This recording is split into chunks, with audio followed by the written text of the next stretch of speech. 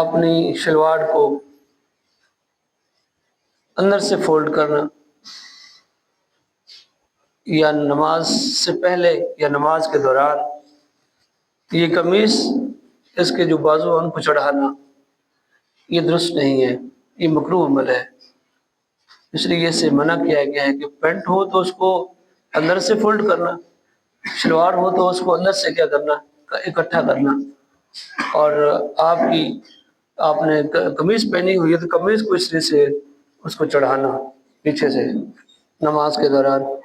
تو یہ مکروہ عمل ہے، اس سے منع کیا گیا، تو یہ نہیں کرنا۔ اور کھلے بازو ہو تو وہ ٹھیک ہے، اگر یہ جیسے بٹن لگے ہوتے ہیں قمیص کو تو اس کو پیچھے کرنا، یہ درست عمل نہیں ہے۔ دوسرا اہم مسئلہ آج کا، اکثر جو ہے وہ دوست پوچھتے بھی ہیں سفر نماز کے حوالے سے، تو سفر نماز کب ہوگی اور نماز کا اثر کب ہوگی؟ سفر آپ کا جب 92 کلومیٹر بن جائے یا 52 میل جو ہے وہ ہو، تو اب جب اپنے گھر سے، اپنے شہر سے، اپنے دیہات سے آپ نکل جائیں گے تو آپ کی نماز جو ہے وہ شروع ہو جائے گی، نماز قصر شروع ہو جائے گی، یعنی 4 کے آپ 2 پڑھیں گے، 3 کی آپ 3 ہی پڑھیں گے۔ اگر کوئی شخص جو ہے کہتا ہے کہ میرے پاس ٹائم ہے تو میں جو ہے وہ 4 کے 2 کے بجائے میں 4 ہی پڑھ لیتا ہوں، تو کیا اس کا 4 کرنا یہ ٹھیک ہوگا؟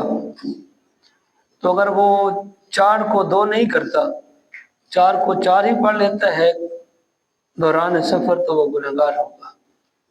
کیونکہ اللہ تعالیٰ کا اس میں حکم ہے وَإِذَا ضَرَبْتُمْ فِي الْأَرْضِ فَلَيْسَ عَلَيْكُمْ جُنَاحٌ أَن تَقْصُرُوا مِنَ الصَّلَاةِ، جب تم زمین میں سفر کرو تم پر کوئی گناہ نہیں ہے ان تقصروا من الصلاة، تم نماز کو کیا کرو، قصر کرو۔ اب رہی دوسری بات کہ سنت موقدہ جو ہیں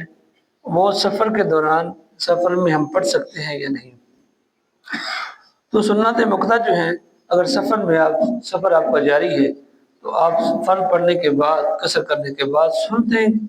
وہ نہ پڑھیں، آپ اپنی منزل مقصود تک پہنچ جائے، وہاں آپ کو سکون اور قرار ہے تو وہاں قصر نماز کے ساتھ سنتوں کو جو ہے وہ آپ کمپلیٹ کریں گے، مکمل جو ہے وہ ادا کریں گے۔ یہ ہمارا آج کا دوسرا مسئلہ تھا۔ اور تیسرا مسئلہ تھا آج کا، کیا روزے کی حالت میں آدمی کان میں دوا ڈال سکتا ہے، یا دوا جو ہے آنکھ میں ڈال سکتا ہے، سرما لگا سکتا ہے؟ سرما تو آقا دو جہاں صلی اللہ علیہ وسلم روزے کی حالت میں ڈالا ہے، لگایا ہے، اس کا تو کوئی جو ہے وہ منع نہیں ہے، لیکن جو آنکھ میں دوا ڈالنا ہے اس کے اوپر علماء کی 2 رائے ہیں۔ علماء مقدمین کہتے ہیں کہ روزہ نہیں ٹوٹتا، اور علماء متاخرین جو ہیں وہ کہتے ہیں کہ اس کا آنکھ کا جو ہے وہ حلق کے ساتھ تعلق ہے، آنکھ کا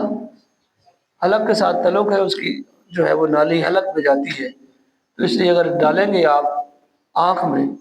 تو اس کا حلق کے اندر جو ہے اس کا ذائقہ محسوس ہوتا ہے، اور جدید طبی جو ہے آلات ہے اس سے بھی یہی جو ہے وہ سمجھ آیا ہے، تو اس لیے جو ہے وہ آنکھ میں دوا ڈالنے سے روزہ ٹوٹ جائے گا، کان میں ڈالنے سے بھی ٹوٹ جائے گا، تو اس لیے روزے کی حالت میں آنکھ میں دوا نہیں ڈالیں، کان میں بھی نہیں ڈالیں، سر پہ تیل بھی لگا سکتے ہیں اور سر پہ مہندی جو ہے وہ بھی لگا سکتے ہیں۔ یہ آج کے 3 اہم بڑے مسئلے تھے۔